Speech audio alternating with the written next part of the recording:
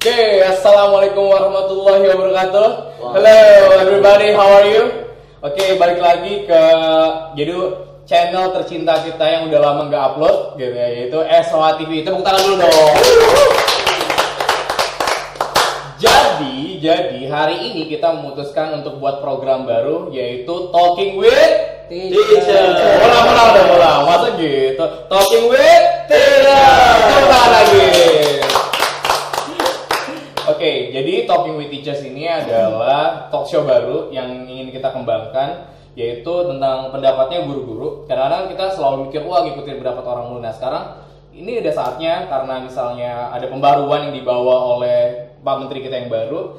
Jadi kita ingin jadi guru yang punya perspektif lalu bisa mengungkapkannya tentang isu-isu terkini. Nah, untuk video pertama ini kita akan membicarakan tentang yaitu isu yang benar yang sebetulnya itu penting banget, yaitu tentang pergantian menteri dari yang misalnya sosoknya tua, jadul. Tapi sekarang Pak Jokowi sebagai presiden kita, dia menunjuk menteri yang termuda di kabinet, dan sosoknya bukan dari dunia pendidikan, yaitu Bapak Nadiem Makarim. Tepuk tangan dulu buat Pak Nadiem lagi.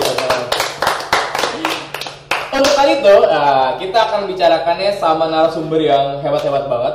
They're really cool. They're my teachers too actually. Dan saya belajar banget nih dari 3 orang ini, yang kebetulan mereka sosoknya udah lama. Sudah sekitar 120 tahun ya ada di SOH ya, betul ya? Betul ya? Mitos. Mitos gitu ya. Yaitu kita kenalan dulu ya sama dari yang paling dekat. Yang paling jenggotan. Tepuk tangan dong buat Kang Edi lagi. Lanjut. Ya, silakan perkenalkan diri dulu. Oke, pemirsa dong ya. Pemirsa. Sahabat pembelajar. Sahabat pembelajar. Sahabat pembelajar. Biar cair aja gitu ya. Biar cair. Nama saya perkenalkan, nama Kang Edi. Kang Edi karena berasal dari bahasa Sunda ya, Kang. Di sini itu lebih kepada family system. Jadi semuanya tidak ada panggilan yang Pak, ya itu ya. Iya. Nah, saya kebetulan orang Sunda, dipanggilnya Kang Edi. Kang Edi. Saya ngajar di sini guru ekonomi. Kalau untuk kelas 10, kelas 12, kelas 11-nya ngajar MB, kemudian untuk SMP-nya ngajar sosial. Keren. Ini dia paling soleh deh. Ini kalau misalnya kita masuk surga nih, dia bareng tuh sama. Amin. Udah lanjut ya yang kedua. Oke, assalamualaikum warahmatullahi wabarakatuh. Waalaikumsalam. Oke, perkenalkan nama saya Kak Robi. Saya di sini di School of Human dipanggil kakak karena saya paling muda. Dulu waktu awal School of Human. Iya.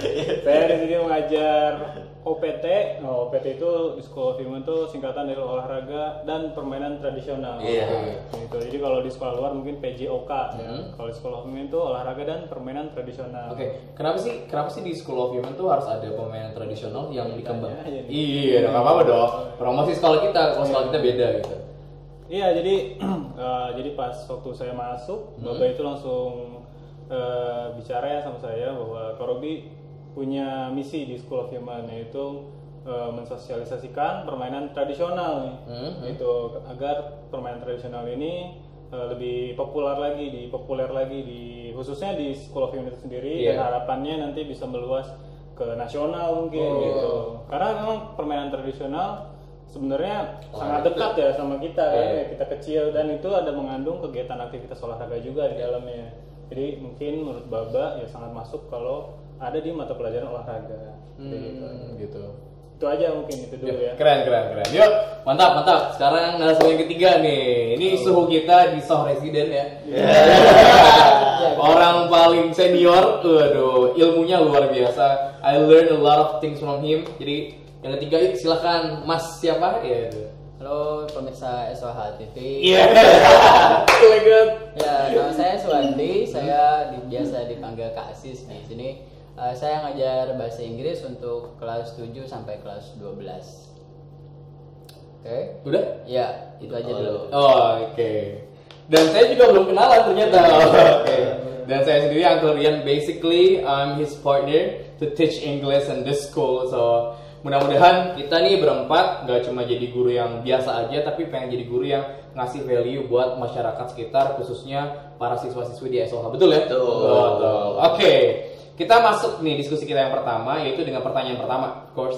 Pertanyaan pertama adalah apa pendapat nih para guru nih ketika tahu ada sosok muda yang bukan dari dunia pendidikan gitu ya, yaitu Pak Nadiem Makarim itu aja, dan beliau ini ditunjuk sama Pak Jokowi itu padahal punya beban tuh yang berat banget, bukan dari dunia pendidikan, nggak punya pengalaman, mungkin pengalamannya ada tentu aja karena dia lulusan luar negeri juga gitu ya, tapi nggak punya pengalaman itu benar-benar itu terjun di dunia pendidikan, mengatur manajemen pendidikan, tapi dipilih sama Pak Jokowi, sosoknya dari luar bidang pendidikan tapi megang pendidikan Indonesia yang dengan segudang masalahnya gitu. Ini kesan pertama dulu deh, kita mulai dari siapa dulu, terserah. Kang Edi dulu, S3. Ya, lanjut. SD sampai SMA. Oke. Tentang Menteri Pendidikan ya? Iya, sosoknya dulu deh. Sosok Pak Nadiem, kalau awal-awal kepilih saya justru kaget ya. Kagetnya dalam artian kok bisa gitu ya, sosok muda, kemudian sosok pengusaha yang masuk ke dunia pendidikan yang kalau kita kaca gitu ya, kita berkaca pada latar belakangnya ini nggak sesuai banget gitu ya. Apakah tadi pikiran saya awalnya apakah sekolah kita mau dijadikan sebuah bisnis atau apa gitu ya? Karena beliau ini kan bisnismen ya. Itu kesan awal saya ketika Pak Nadiem dipilih sebagai Menteri Pendidikan. Namun kalau kita lihat pada realitanya gitu ya, saat ini banyak kebijakan-kebijakan yang memang ada terobosan-terobosan terbaru dalam hal pendidikan, dan ini sangat positif ya. Ya, contohnya hal kecil aja dalam pembuatan RPP, rencana pelaksanaan pembelajaran gitu ya. Kalau zaman sebelum Pak Nadiem ini kita digenjot dengan yang namanya administrasi yang kalau RPP saja bisa sampai 5 halaman ya kan. Itu kan makan waktu banget buat kita ya. Betul. Oke, nah sekarang dengan Pak Nadiem ini administrasi hal seperti itu bisa lebih disederhanakan. Kemudian saya terkesan dengan kata-kata beliau yang beliau ini lebih mendukung kepada guru.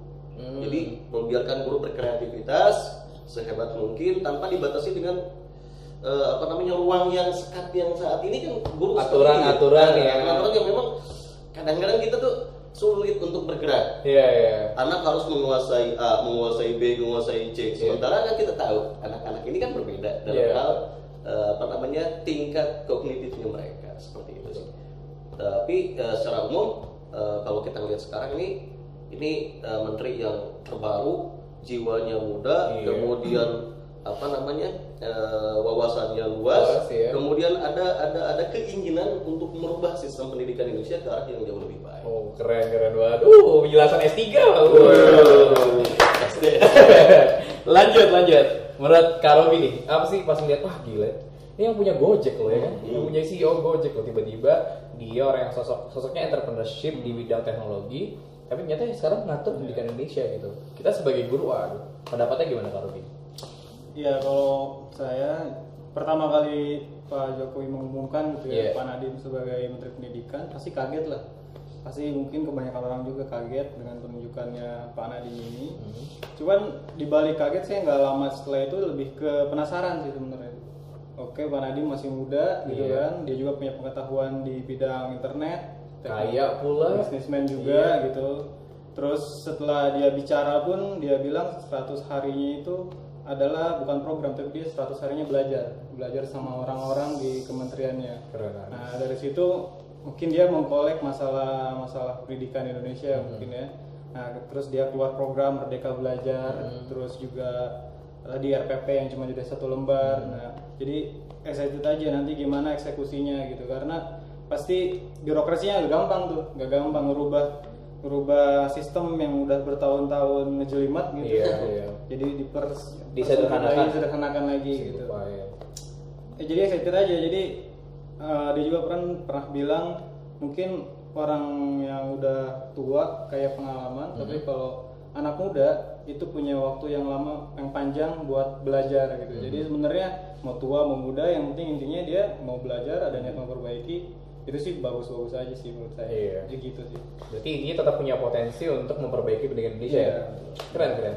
Nah dari sosok kita, suhu satu lagi. Ya saya pikir ya pengangkatan Pak Nadiem itu breakthrough ya. Breakthrough itu asik nih, suka deh kayak breakthrough. Kayak ini ya, apa McD. Drive-thru. ya. Ya itu terobosan karena memang kalau kita lihat umur menteri-menteri sebelumnya itu kan cukup katakanlah setengah baya, sementara Mas Nadiem masuk golongan yang milenial dan dia luar jalur pendidikan. Itu juga jadi pertanyaan banyak orang. Itu kan jadi pertanyaan apakah kemudian boleh misalnya kalau kita ngangkat menteri kesehatan misalnya bukan dari orang yang kedokteran latar belakangnya itu kan. Sementara di pendidikan beliau bukan orang yang latar belakangnya pendidikan tapi teknopreneur. Tapi di satu sisi juga itu dia kita memang memerlukan sosok yang berbeda dari sebelum-sebelumnya dan ternyata setelah waktu berjalan juga kita lihat kebijakan beliau itu banyak yang termasuk kategori terobosan itu ya, membuka hal-hal yang memang tidak pernah sepertinya tabu gitu di kurun-kurun sebelumnya. Dan beliau memang bukan dari pendidikan langsung tapi passionnya memang selalu tentang pendidikan.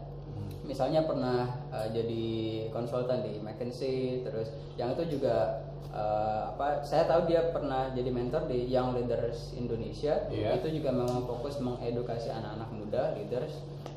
Beliau juga lulusan dari Harvard yang paling tidak beliau mengerti sistem pendidikan Amerika, misalnya ada komparasi dengan Indonesia.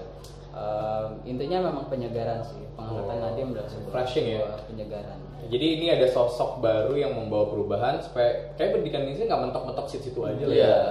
Berantem di UN lagi, UN enggak UN, waduh, melanggar hak asasi. Ini juga sejalan dengan pendidikan 4.0 mungkin ya. Pak Jokowi ngelihat itu. Jadi Pak Nadiem kan pasti dia ngerti nih tentang 4.0 industri ini kayak gimana gitu. Nah, dia dan sekarang pendidikan juga sudah mulai menginjak pendidikan 4.0 gitu, di mana semua kolaborasi dengan internet alatnya gitu. Jadi mungkin orang yang cukup pas lah di posisinya. Ya, dan pendidikan itu kan termasuk salah satu dunia yang paling rigid ya untuk berubah, paling susah. Sebetulnya perubahan itu harusnya terjadi di dunia pendidikan, tapi pada kenyataannya justru dunia pendidikan yang paling rigid untuk berubah. Makanya mungkin itu salah satu kebijakan politisnya Pak Jokowi untuk merubah sistem yang ada gitu.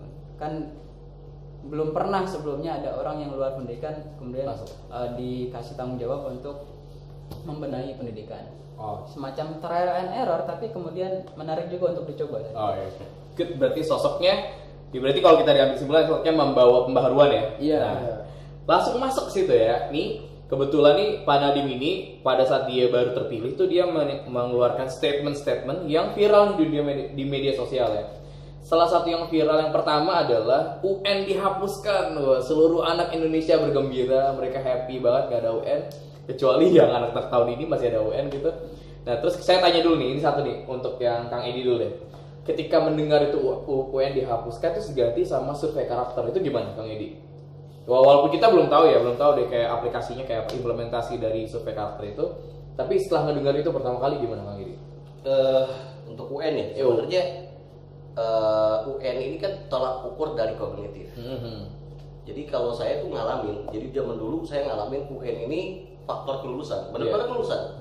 Di bawah 5 gitu ya, kalau nggak salah itu nggak lulus. Kalau nggak salah, satu mata pelajaran saja dari sekian banyak mata pelajaran nilainya di bawah 5 itu nggak lulus gitu ya. Saat itu pertama tuh awal banget UN ya. Tegangnya minta ampun kan. Makanya pada saat itu ketika misalnya dinyatakan lulus, itu anak-anak meluapkan kebahagiaannya berbeda-beda. Ada yang coret-coret lah gitu ya. Ini yang negatifnya, tapi pada saat itu memang meluapkan emosi kita gitu. Dari kengkangan istilahnya ya. Kengkangan tidak lulus, karena kalau tidak lulus itu ada beban yang tinggi banget. Bayangin dah, kita gak lulus terus sama yang lain lulus, sedih banget gitu ya. Harus ngulang 1 tahun baru kita bisa setara dengan mereka. Itu kan beban banget. Ya, bahkan kalau kita lihat di media sosial, di televisi gitu, kadang-kadang banyak yang ujung-ujungnya bunuh diri dan sebagainya. Nah ini kan amat sangat jelek ya. Jadi kita pendidikan selama 3 tahun diukur hanya dalam 1 hari. Lulus tidaknya. Ini nggak fair banget gitu ya kalau hal seperti ini. Nah kemudian tadi UN dihapuskan diganti dengan survei karakter. Saya belum tahu sih bentuknya survei karakter seperti apa. Tapi ini adalah upaya ke arah yang lebih baik kalau menurut saya ya. Karena memang kalau Indonesia itu bukan kekurangan orang pintar kalau kita lihat saat ini, tapi kekurangan orang yang berkarakter baik, gitu ya kalau kita lihat ya. Sekarang karakter jadi mahal banget. Mahal banget. Iya. Kalau kita lihat banyak orang kaya, tapi banyak orang pintar, orang pintar, tapi saking pintarnya Gak punya tipe. kadang-kadang ngejailin orang gitu ya, Jahat. korupsi, malingin orang. Nah ini berbahaya.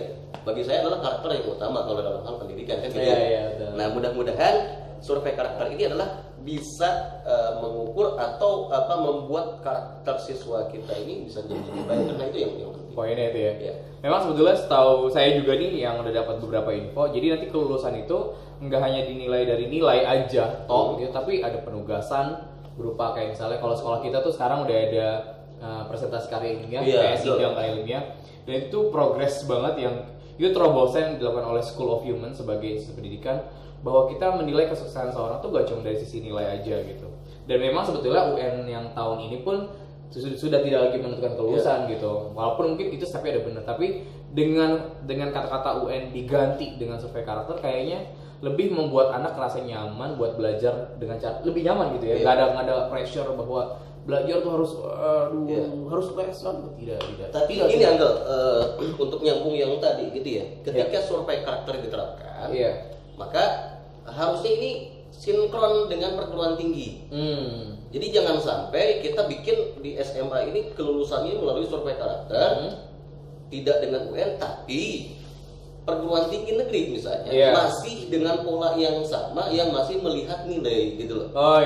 Harusnya ini sinkron dengan lanjutannya, karena mau gimana pun anak-anak ini kan targetnya pasti ingin ke kampus yang impian mereka gitu ya. Ya mungkin ini saran juga buat kampus-kampus negeri ya, karena memang di beberapa kampus swasta di Indonesia tuh sekarang mereka menerima mahasiswanya dengan portofolio, nggak cuma nilai tok gitu doang tes, tapi portofolio. Dan harapannya nanti ke depan juga ya, jadi orang-orang yang masuk ke kampus negeri gitu nggak cuma yang tadi balik lagi ke kognitif lagi, sama aja dong gue gitu.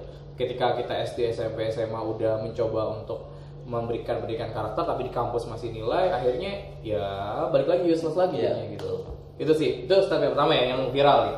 Statement yang kedua nih, kita minta pendapatnya Kak Robi, yaitu dia bilang nih, Pak Nadiem itu salah satu yang statement yang paling menggelegar adalah yang membuat guru bahagia. Guru diharapkan untuk mengajak muridnya untuk merdeka belajar, misalnya melalui dengan cara diskusi, presentasi atau debat sekalipun. Jadi merdeka belajar jadi sebuah kata yang kayaknya itu ini banget, jadi apa ya? Jadi kayak ini keren banget gimana gitu. Nah, menurut Kak Robi gimana? Ya, merdeka belajar ya. Jadi kalau saya sih khususnya sebagai guru di School of Human ya, pas Pak Nadiem mengeluarkan program-programnya, sebagai guru di School of Human, saya sih ngerasa ya on the track banget nih School of Human nih, searah dengan pandangan Menteri Pendidikan yang sekarang. Di Merdeka Belajar ini juga seperti halnya di School of Human yang kita lakuin ini sama-sama di kelas, bahwa anak itu kan gini deh, dari awal masuknya aja di School of Human itu ada DAMIR kan, Multiple Intelligent Research. Jadi anak-anak itu dicari gaya belajarnya ya, gaya belajarnya bukan kecerdasannya gitu ya. Gaya belajarnya dia apa, baik kinestetik, apa linguistik gitu. Nah, nanti kita di kelas punya datanya, contohnya kelas 7 kinestetis gitu kan. Nah, bahwa jadi guru-guru yang ngajar di kelas 7 itu udah siap tuh dengan program-programnya, bahwa nanti kalau ngajar di kelas 7 tuh pakai strategi kinestetis gitu, dengan permainan misalkan gitu kan, yang melibatkan gerak murid ya. Betul, yang melibatkan pergerakan murid gitu. Jadi dan pembelajaran juga tidak hanya di dalam kelas kalau kita di School of Human ya. Saya juga kadang ngeliat Kang Edi di lapangan gitu kan, padahal ekonomi di lapangan gimana caranya gitu kan, tapi bisa gitu kan di lapangan, gak cuma olahraga aja, bahasa Inggris gitu kan, dengan ya dia berbicaranya dilatih seperti itu. Jadi nyambung banget mereka belajar, dan intinya esensinya sih seperti yang Pak Munif ya, Baba itu kalau kita sebut kan Baba ya, Pak Munif ya, pernah bilang bahwa anak yang cerdas itu adalah anak yang bisa menyelesaikan masalahnya sendiri. Itu yang pertama. Karena kalau udah anak bisa menyelesaikan masalah sendiri, ya dia udah pintar, udah cerdas gitu. Dan harapannya nanti dia bisa melatih problem solvingnya untuk menyelesaikan masalah yang besar, masalah adiknya. Akhirnya dia kalau udah jadi dewasa bisa menyelesaikan masalah lembaga yang dia kerja di situ gitu. Nah, yang kedua ada lagi nih, satu lagi. Kedua itu kreativitas gitu. Nah, kreativitas ini juga penting buat anak-anak gitu. Nah, kita di School of Human itu Jadi lagi-lagi di kata-kata Baba nih ya, Iya. pernah bilang ke saya, Korobi, kelas itu adalah penjara kata Baba. Jadi belajar itu intinya mungkin yang mau sampai itu belajar tuh nggak cuma di kelas gitu. Kadang kelas tuh ya kan kita terbatas mau main game, Iya, semua di kelas kan iya. terbatas ya. Jadi ya kita butuh di luar lapangan. Jadi anak-anak juga punya experience belajar yang special moment kan Iya, kalau iya. kita sebut ya. Ih dulu belajar sama Kang Edi ini di lapangan. Jadi anak ingat gitu. Iya, iya. Dengan apalagi dengan gaya belajarnya yang mereka sukai gitu. Iya. Jadi menurut saya Merdeka Belajar itu adalah memfasilitasi gaya belajar anak-anaknya gitu. Jadi materinya mungkin sulit tapi kalau gaya belajar pas sama anaknya dia bisa masuk mata pelajarannya. Ya, setuju. Gitu sih. Jadi sebenarnya esensi dari Merdeka Belajar, kita tuh guru diberikan kemerdekaan untuk bagaimana cara ngajarin murid gitu ya. Mau itu di kelas ataupun di luar atau dengan segala macam metodenya. Justru enaknya di School of Human tuh kita sudah tahu datanya kalau kita menggunakan MIR, yaitu Multiple Intelligence Research. Kita tahu kecerdasan anak tuh berbeda-beda. Kita cari yang dominan, lalu kita menggunakan pola pembelajaran atau pola pengajaran yang sesuai dengan gaya belajar Gaya mereka. belajar, Poinnya di ya. situ ya. Dan berarti kalau bisa dibilang School of Human tuh on the track banget ya, On the sesuai dengan visinya Pak Nadiem ya gitu ya. Wah, itu keren banget. Terakhir nih, Mas Babang Tampan kita nih, statement yang ketiga yaitu Indonesia itu tidak membutuhkan anak yang jago menghafal. Betul ya Pak Nadiem bilang gitu ya. Atau dunia itu tidak membutuhkan anak yang jago menghafal, tapi Indonesia itu atau dunia itu membutuhkan anak yang pandai berkarya, berkolaborasi, juga punya karakter. Adalah salah satu penentu kesuksesan seorang siswa. Betul ya? Itu statement dia kayak gitu. Nah, Iya, oke. Nah, in your opinion actually, what? Pertama kita perlu memahami apa sih maksudnya beliau gitu. Iya, Jadi, iya. jangan terpaku pada apa yang diucapkan, tapi kemudian berusaha untuk menggali apa sih maksud dibalik kata-katanya beliau. Bahwa misalnya Indonesia tidak butuh anak-anak menghafal, itu kayak yang tersurat ya, apa yang beliau ucapkan. Tapi kemudian maksud dibalik itu adalah apa, itu yang harus kita gali. Kalau misalnya kita pakai cara berpikir dari yang rendah ke yang tinggi, low nih. order thinking dengan high order thinking, menghafal itu ada di bawah memang. Oke, dan itu jadi fondasi. Nah, yang terjadi selama ini adalah siswa kita kebanyakan secara umum ya, di banyak kelas itu memang masih diajarkan hal-hal yang sangat dasar dan itu diulang-ulang terus gitu. Sementara kita perlu naik ke yang high order itu tadi. Kita lebih sering diajarkan misalnya menghafal vocabulary misalnya, di bahasa Inggris misalnya ya. Menghafal vocabulary tentu saja itu sangat dasar. Terus kemudian dari menghafal harus memahami terjemah misalnya. Dari memahami terjemah kemudian mengetahui padanan kata gitu. Dari mengetahui padanan kata kemudian menggunakan apply, itu yang paling dasar. Nah, kelas-kelas kita biasanya hanya sampai ke apply. Dan itu kadang sudah di persepsi sudah tinggi banget, padahal di situ ada kesananya ada analisis, ada create, ada criticize sama create kan. Nah, harusnya sebetulnya adalah yang dasar ini digunakan untuk menuju ke yang atas tadi gitu. Dan itu memang desain dari nyambung dengan desainnya pembelajaran kita juga. Misalnya kalau misalnya kita pakai framework understanding by design, desain RPP misalnya, kita memang kebanyakan yang konvensional ya, yang banyak berjalan itu belajar itu memang dikhususkan untuk tes. Jadi kalau misalnya kita misalnya ada beberapa vocabulary, silakan hafal, nanti ini yang diteskan. Nah, itu desain yang berjalan. Sementara desain yang harusnya sudah dipromosikan adalah bagaimana misalnya saya ajarin kamu 10 kata, kemudian kamu nanti bikin cerita dari 10 kata ini. Jadi sudah dari awal tuh sudah dipasang untuk create. Misalnya, nah itu kemudian nanti jadi desain yang terbalik. Nah, harus pembelajaran yang bagus itu harusnya kita punya tujuan. Oke, anak diminta untuk membuat cerita. Nah, kemudian baru kita urut ke belakang atau ke bawah. Jadi bikin cerita tentang apa, siapkan alat-alatnya, kemudian dianalisis kata-katanya, baru kemudian di pembelajaran itu adalah persiapan untuk membuat cerita tadi. Maka kemudian dari yang low order thinking itu bisa mencapai high order thinking. Luar biasa Bapak ini, tepuk tangan dulu dong. Jadi sebetulnya statement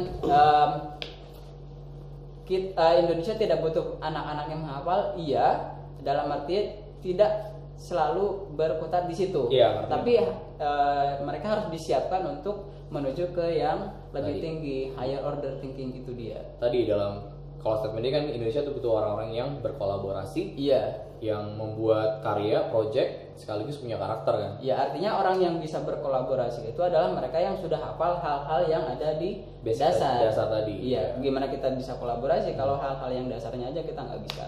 Itu ya poinnya. Iya. Oh, berarti kalau diambil kesimpulannya sebenarnya ya, pendidikan yang baik itu ngajarin anak cara belajar, Iya. betul ya, cara membuatnya, bukan sekedar ya udah bukan ngajarin materi, tapi ngajarin cara untuk berkarya gitu. Iya. That's the point. Wih, gila. Tepuk tangan dulu dong buat mereka. Mantap. Dan sekarang ini nih apa ya? Pertanyaan ketiga tuh sebenarnya gini. Ini kebetulan banget nih.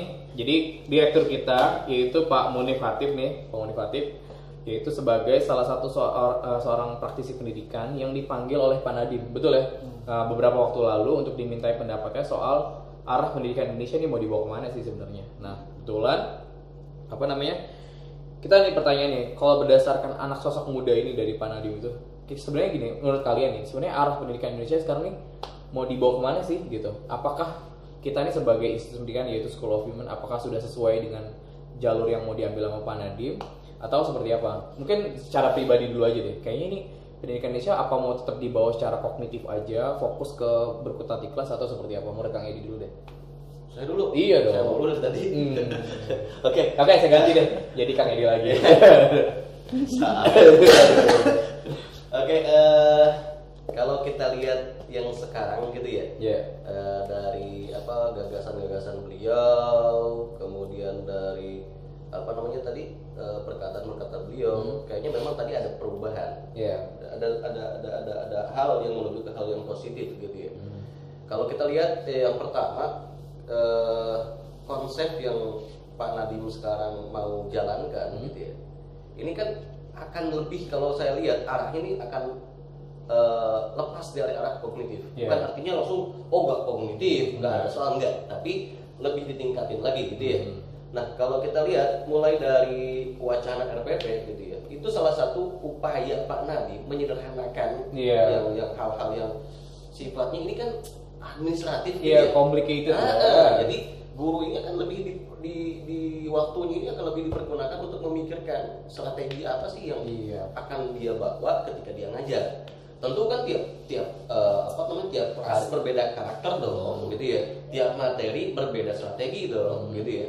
Bagaimana anak bisa menguasai materi ini? Tadi dijelaskan gimana anak ini bisa bisa membuat, bukan hanya tahu, gitu ya. Bukan hanya tahu, tapi membuat hal yang di materi ini menjadi aplikatif buat mereka. Nah, kemudian tadi tentang apa namanya arahnya. Kalau kita lihat School of Human ini kan konsisten menggali potensi anak. Betul ya? Jadi di sini dikembangin adalah anak-anak potensinya mau kemana. Saya masih ingat banget yang kelas 12 zaman dulu itu Syaugi ini kan Syaugi ini adalah anak yang jago futsal kalau nggak salah ya. Awalnya. Nah, awalnya jago futsal, dia nggak mau apapun, cuma pengen futsal doang. Tapi ternyata setelah dimir, kemudian digali potensinya, kebetulan di sini ada master guru untuk apa namanya pembuatan Saya video, tahu ada bicaraan Anda, kemudian foto dan sebagainya gitu ya. Sampai akhirnya dia menemukan bakatnya dia. Ternyata dia mampu membuat satu film. Kalau teman-teman bisa lihat di SOH TV itu ada filmnya, apa judulnya? The Flurry, betul ya? Film yang sutradara sendiri ini udah memuji gitu kan. Dia tahu pengambilan kamera itu harusnya dari mana. Jadi kalau kita perhatikan, ini gaya film ini sekelas nasional, bahkan Hollywood kalau kita lihat. Dari sosok yang tadinya gak ada basic sama sekali gitu kan, tentang perfilman, sampai jago, sampai beliau ini pernah dipanggil menjadi seorang asisten sutradara. Sutradara kan keren banget gitu ya. Nah, inilah yang jadi fokus dari School of Human. Jadi di School of Human kognitif dapat, tapi lebih condong ke arah bagaimana mengembangkan potensinya. Karena kalau menurut Bapak Munif gitu kan, apa namanya, Gak bisa kita ngukur kodok itu kalau dia harus terbang. Ya, Jagonya dia itu adalah di loncat. Iya. Makanya dicari tiap anak ini bakatnya di mana, dikembangkanlah bakat itu. Nah, arah pendidikan Indonesia sekarang ini yang dipegang Pak Nadiem, kebetulan Bapak Munif juga bagian dari perencanaan pendidikan di sini. Iya. Jadi kalau kita lihat sekarang ini lebih condong kepada bagaimana pengembangan karakter dan bagaimana pengembangan minat dan bakat anak sendiri. Ini tentu positif. Iya, positif banget ya. Karena memang sangat sesuai gitu. Iya. Itu aja kalau menurut saya. Oke, udah berarti bener ya, kayak berarti kita tuh sebenarnya sebagai institusi pendidikan kayak udah sejalan banget ya sama visi pemerintah gitu. It's really good. Nah sekarang nih buat dua orang ini sisanya nih, pertanyaan terakhir yaitu optimis gak sih? Ngerasa optimis gak sih dengan pendidikan Indonesia yang baru nih yang mau dibawa arahnya sama Pak Nadiem gitu? Gila, dorong. Ya, kalau ya saya coba lihat ke depan itu sebenarnya arahnya Pak Nadiem ini kalau kita sebut di School of Human itu multiple intelligence gitu. Oh iya betul. Jadi kalau tarik mundur ke belakang sedikit, zamannya kita lah waktu sekolah gitu. Saya dulu tuh sukanya olahraga gitu.